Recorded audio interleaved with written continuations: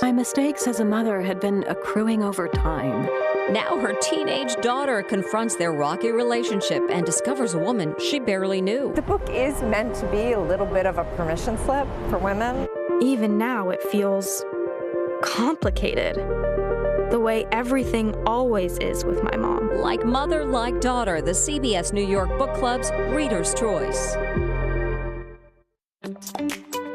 Right now, CBS New York's Book Club with Mary Calvi. Hello and welcome to our September Book Club meetup. We read books that have a tri-state connection in their plots and authors.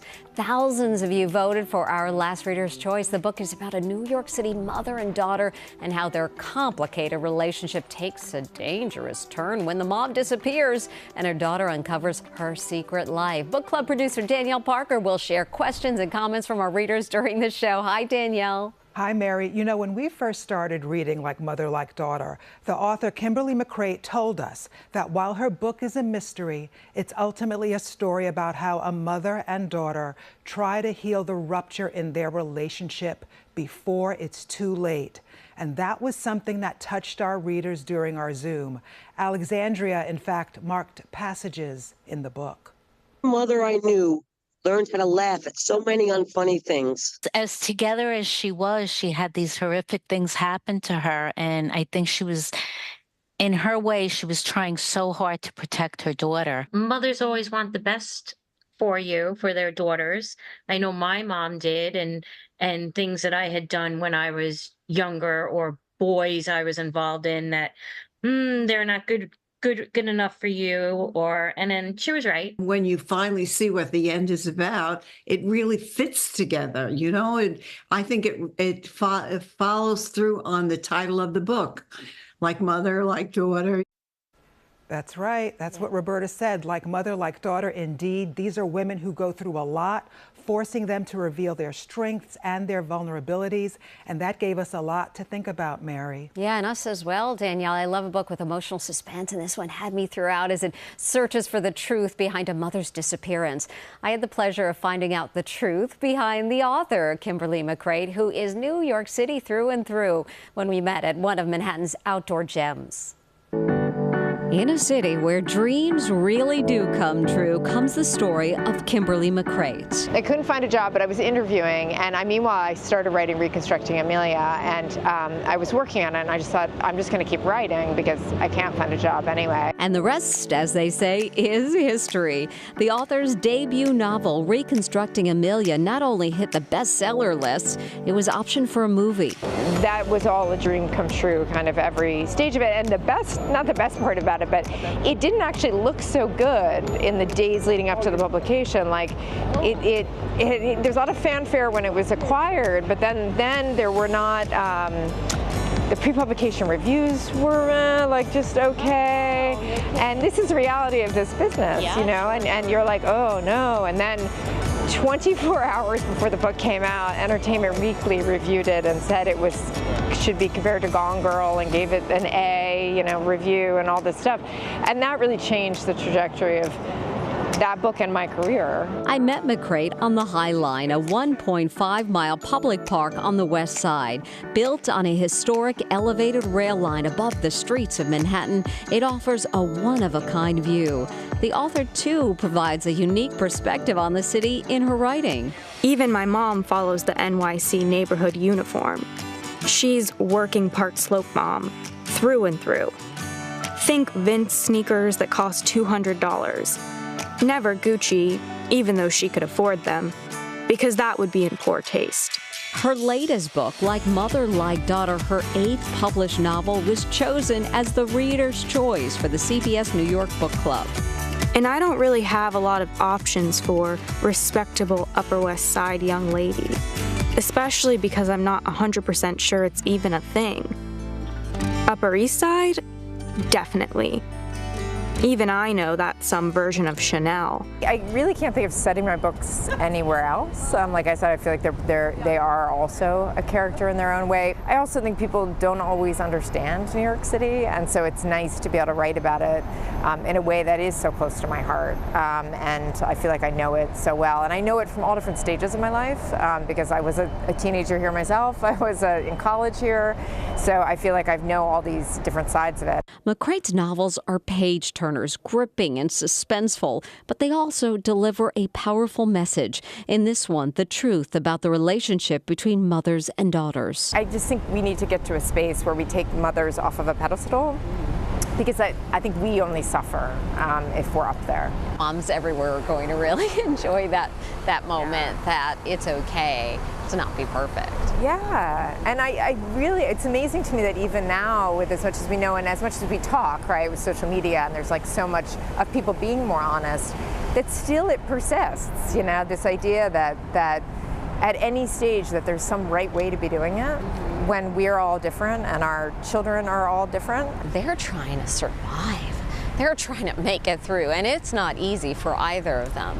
Absolutely, and I think that's the reality of parenthood, is that we're all just trying to make it through. And I think whatever family you have, whatever its makeup or your situation, whether or not it's, you know, financial or educational or what have you, like everyone's facing their challenges. And so, you know, the book in part is meant to explore like how you parent through that, you know, depending if the challenges come from your own history or maybe your current circumstances. I think there's a belief that parenthood is tough, but I don't think we for a second recognize just how difficult it is. Now to continue our conversation, we have Kimberly McCreight in studio. It's so good to see you, Kimberly. So good to see you again. And congratulations on all of your success. Thank you so with much. Not just this book, but so many others. And really, as with all of your novels, like Mother Like Daughter, just takes us from the very beginning and drags us into this deep suspense. And I wonder, I mean, of course you're thinking from page one, I need to get a hold of them. And you certainly do. So thank you for that. Oh, well, thank you so much. And thank you so much for having my book club be the pick. This has been a wonderful experience and so much fun. Oh, for us too. You know, I wanted to ask you, I have so many questions, but there were a couple of lines that really stood out to me. And one of them was, and this got me from the beginning, you will die to protect that child you suspect uncomfortably that you could also kill. And at that moment, I thought, oh boy, where is this novel going to take me? So give us an idea of what was going through your mind as you were creating this incredibly suspenseful and really bingeable novel. Yeah, well, thank you so much. You know, that line just comes really from my own feelings as a mother. And I would say that the prologue is very personal. It opens on a note just about motherhood in general. And that comes from a very personal place. The book in general was really written from my heart. I mean, it's about mothers and daughters, and it's something I know very intimately. And so I very much think about the suspense and keeping the reader engaged, but I actually think the best way to do that is to be very intimately in the hearts and minds of your characters. And then I think people are drawn in, readers are drawn in by the human element and by that human connection, because my books ultimately are about the why of what happened. And so it's suspenseful, but it's really suspenseful in a psychological way. And so I think that's about being connected to the characters and them feeling real and relatable and having empathy for them. Yeah, I mean, that's so true that you're saying that, because even in the prologue and then the first line of your book, you say, as soon as you begin to show, the lies start. They do. And, you know, for moms, everybody really could understand. There's just such authenticity in the connections between the mother and the daughter and the challenges they face throughout. And I really enjoyed meeting both characters, both Kat, the mom who's missing right from the very beginning, to Cleo, an NYU student who has that complicated relationship. There are so many questions that our readers have, so we want to get to Danielle, and let's hear what they have to say. Danielle. Well, in fact, when we had our book club Zoom, we talked a lot about that relationship between Kat and Cleo. You know, the details in the book are so rich that they not only give us a full picture of how they reacted to one another, they in fact made our club member Roberta wonder about other mother-daughter relationships. Here's her question. was having breakfast in the city, and I looked over at a table. There was a mother and child, and the mother was making the child just sit a certain way at the table, behave a certain way. Does she observe people as they're eating or interacting? Yeah, I mean, we've been really kind of thinking this through. I mean, isn't it incredible when you do see something like that? And a great question by the reader. And is it true? Do you take those scenes and do you get them into the book? Yeah, this is like my favorite question because not only do I take everything I see everywhere, but also if I know you, Mary, you're in the next book, Danielle, so are you. I mean, just you draw from everything. So I would say that there are those moments you see. And that you feel, and particularly being in New York City, you're on the subway and you're exposed to people who are different from you all the time. And I spent a lot of the time thinking about, like, what is it like to live in that person's skin? Mm-hmm. Like, whoever that person is. Like, I saw some older man somewhere sitting at a table and I thought, what is it like to be him? And so I think in those moments, you're drawing from everywhere as a writer, constantly. And New York City is just like the best place because you could just people watch everywhere you go. 100%. And you constantly have access to so many people and so many different kinds of people. And it's a real gift as a writer. You just need to wander around. You can find a story any Isn't day. It true? I mean, yeah, exactly. This is a place to be. It is. Right. And since you are just such a part of it, it's just in your heart. It's just quite fabulous to read your story because it's clearly from a person who knows New York very well. I mean, there is no tourist feel about this at all. I mean, you're talking about specific streets, specific neighborhoods, and I really enjoyed all of that. There's so many twists and turns throughout. We meet Cleo, she's an NYU student, and we meet the mom who's a lawyer, and you actually have such experience in that arena as well, on top of this incredible success as an author. Yeah, I started out as a practicing attorney. I graduated from Penn Law School and went to practice at several of the biggest. I've worked at like in different capacities, 6 of the biggest law firms in New York City as a paralegal and then an associate. And, there are parts about being a lawyer that I loved. And it is a world that I'm intimately familiar with. And so it's where I often set my stories because I do think that credibility, when you're taking somebody on a journey that is going to have twists and turns and is going to push the envelope in different ways, I think it's important for the story to be as grounded as possible in reality in all other respects. So I really try to get all those details right. And I wasn't a criminal attorney. Sometimes there's, criminal issues that come up, but I consult experts for all those things. And I know what I don't know, which is part of the virtue of having been an attorney. So I know where I need to fill in gaps. But in terms of the world and what the law firms are like and, walking those hallways, like I know what all that is like. Well, we have so much more to talk to you about. We'd love to have you answer some more questions. But first, let's take a quick break. And we're going to talk about the relationship with her daughters and if she based any of the book on that dynamic. That's coming up.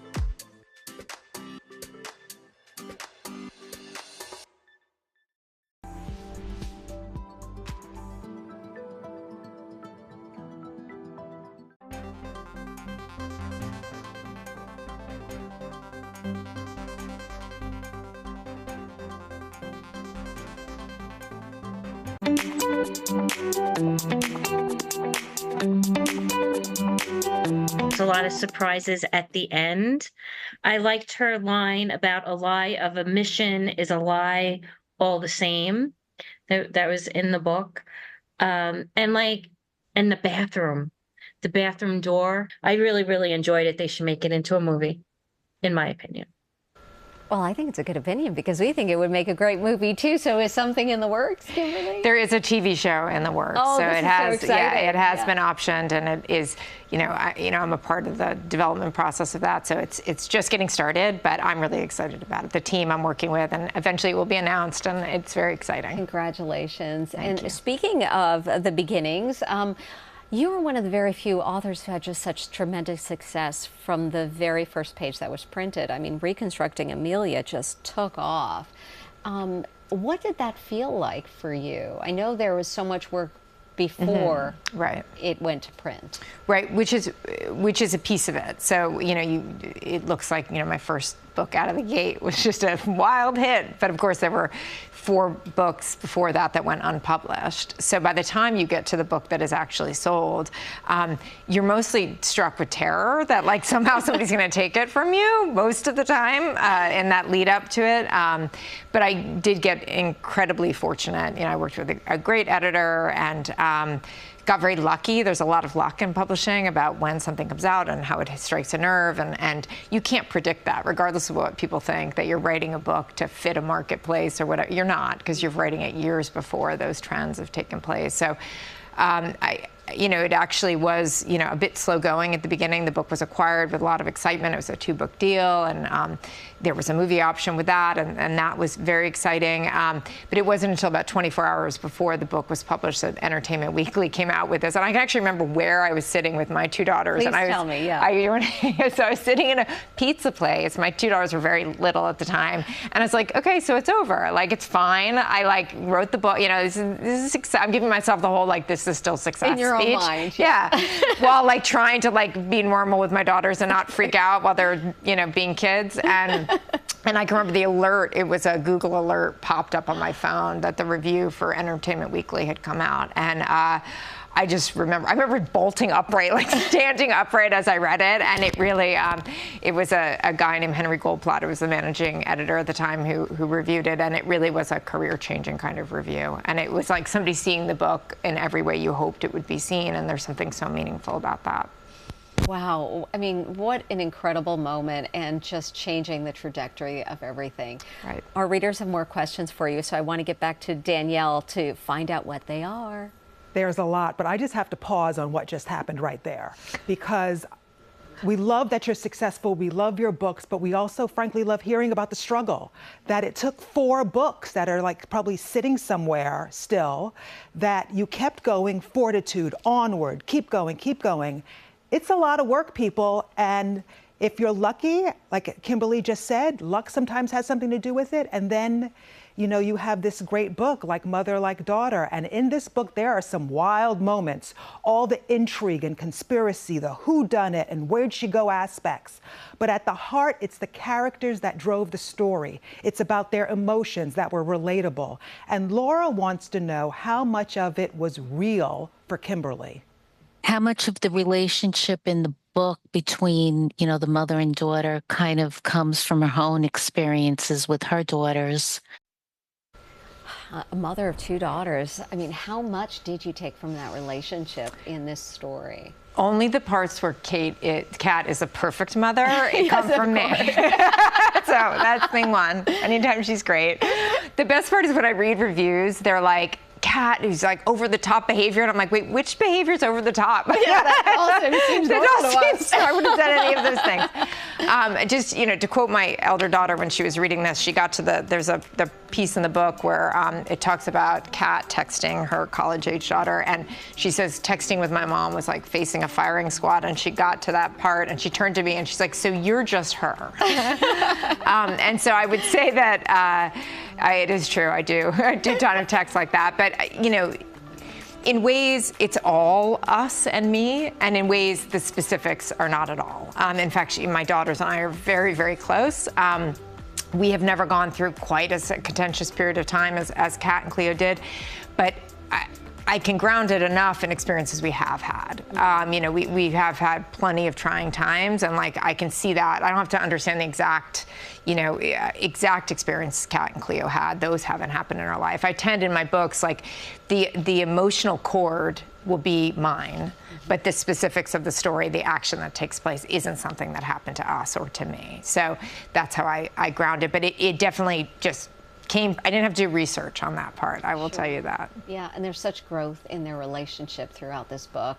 She just gets so close to her mom, even as she's searching for her. So that's really quite revealing and special. I wanted to ask you in regard to the twists and the turns, and when you're writing your book, when do you decide to really get us into this relationship and deep into it? Is there a moment that you felt like in this story we should be paying attention to that really changed their relationship? You know, it's really meant to evolve over time, and I think that's the most realistic view of relationships, and mother and daughter relationships, that I can portray, is that it's not going to be a single moment. It's not going to be a single conversation. It's about like every day and day after day, and being there and listening and showing up repeatedly and trying again. Well, and I have to ask you, you know, it's incredible to talk to you about how much work you put into this and the research that you're doing. But a mom of two, you have 8 published novels, 9, I can't wait to ask you about that one, about to be published. How do you get this all done? I work all the time. Yeah. I work all the time. I mean, listen, it's a dream to make your life as a creative of any kind, as a writer in particular, that anybody pays me to do this is a miracle. And there is huge flexibility in my life. If I ever be like, I just can't deal with today, I don't deal with it. The reality is I never do that. I work every single day. And when you're in business for yourself and when you're creating, you're working all the time. And you don't take vacations in between books. You're right on to the next book.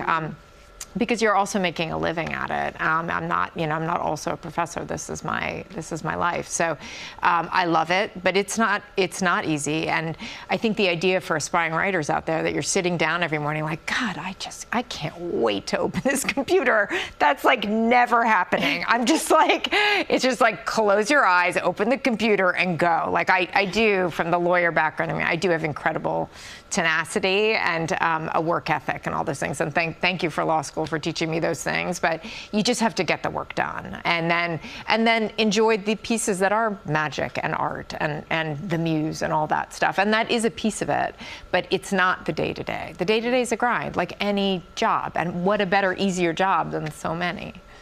I really want to just keep asking you questions about this. This is so fascinating. But our readers have more questions, so I want to get to them too. Danielle. There's too many questions in time. We need to keep her here all day. Keep it going. Well, I love that Kimberly said about the evolution of the story, because one of the things that hooked the readers was the tension in the story as details of Kat's past were revealed. We learn about her troubled childhood.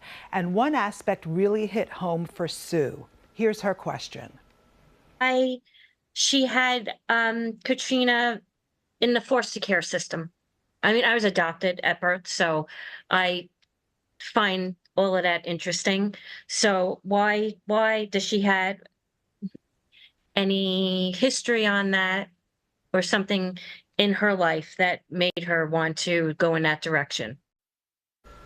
Yeah, you reveal throughout the book that Kat is in a group home. Tell me why you decided to bring that into the novel.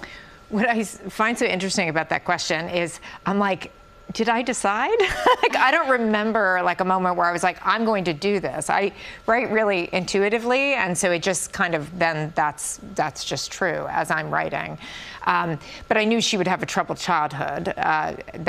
That was clear to me. A lot of the theme of the book is about how you learn to parent yourself when you come from a troubled childhood. So to me, the focus of her being she lives in a group home, that wasn't as specifically important as it was that she had really been traumatized in her childhood. And I experienced a really difficult childhood. And I think that that's something that I've grappled with, trying to reconcile that with being a mother, and how does it inform how you mother? How can you rise above it? How can you use it? And so, and use it as a person. And so I think that was definitely a big theme in the book. So again, her being in a group home in specific, it did allow me not to have to write about the her ongoing parental relationships, and I wasn't as interested in that as I was in what those relationships had done to her and her ability to mother. Mm-hmm. But how authentic of you to be able to bring some of that into the book. I mean, that's quite remarkable and brave, truthfully, to talk about that. In Like Mother, Like Daughter, tell me, how long did you spend with these characters, start to finish? How long did it take you? I think start to finish is usually 2 years. It's usually about a year until my editor gets involved, and then there's another 6 months of editing with her, and then there's production editing, which is copy editing, and that fine tuning of it that lasts about another 6 months. And the original manuscript, you were saying, is quite much longer than what we actually read. Yeah, they all are. Yeah, I want to get the chapters that didn't make it into the book. Yeah, no, you don't. there's a reason they're not in there. My editor is very wise. She's also just like, do we need this? The books are complicated. They're a complex narrative to begin with, and I usually just there's a lot of extra darlings in there that need to be backed out and done away with. So that's a part of the process, is figuring out how to prune the different threads, because a lot of the threads make for the complexity of the book, but one too many, and then you're into. How much pruning did you do? I would say my first draft tend to be, and this one I think probably was about 400 pages, and the book is about 300 pages. So, they lost 100 pages somewhere in the Did it hurt at all in some moments? Like, I don't want to lose that one. Yes, occasionally I would say, as an author, and my editor is very great about this, is that you do.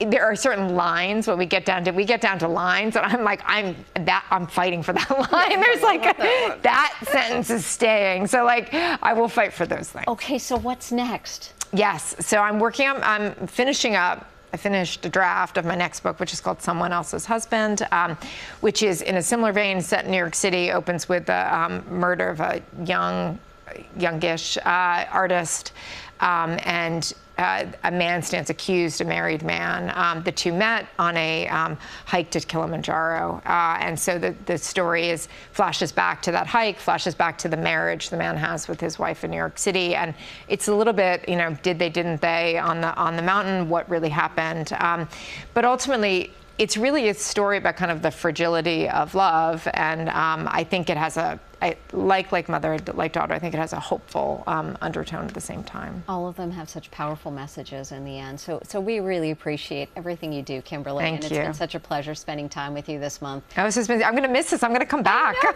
just going to come hang out with you guys. Talking to you. But we'll be cheering you on throughout. So thanks again. Thanks so much. Thank you for joining us. We're taking a quick break. When we come back, we'll have a preview of our October book club.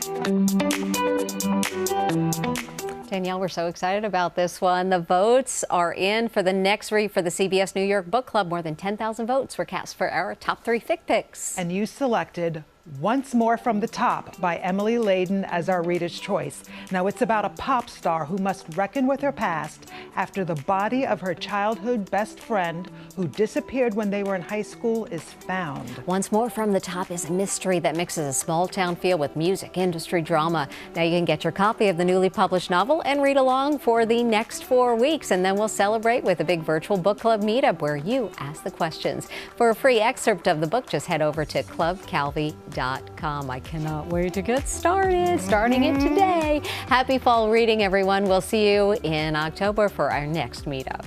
Bye. Now you can get your CBS New York news, weather, and live stream all in one place on the CBS News app. Download it free today.